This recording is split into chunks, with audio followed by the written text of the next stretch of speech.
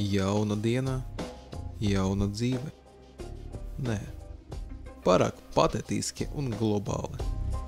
Meklēt zemtekstu visur nav vajadzības, jo tādam ceļā gala punkts atrodas psihiatriskajā slimnīcā. Bet tad kādu ceļu izvēlēties? Jau gandrīz 8. Izvēles tomēr nav.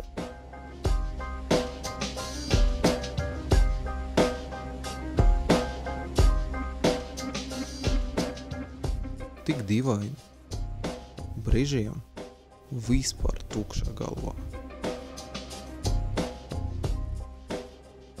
No kā tas ir atkarīgs? No gada laikā? No automašīnu?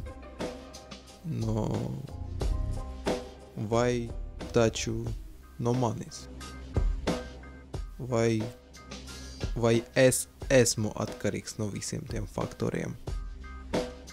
Kāpēc manā galvā vienmēr rodās tādi jautājumi, uz kuriem es pats nevaru atrast atbildes? Varbūt man atbildēs kāds cits? Bet šeit es esmu viens. Un ne tikai šeit, visur, kur es nebūtu. Taču neviens netrauca domāt. Viss ir tik nosacīti un paradoxāli. Bet varbūt es pats esmu pārāk paradoxāls un līdz ar to un vientuļš.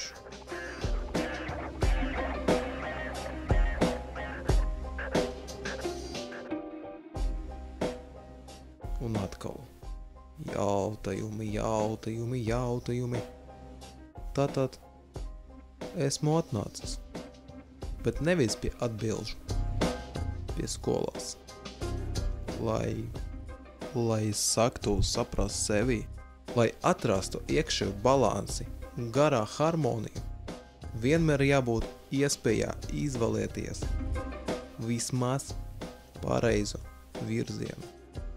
Tomēr šodien esmu strikti ierobežots ar pienākumiem, un tādēļ tikai jautājumi.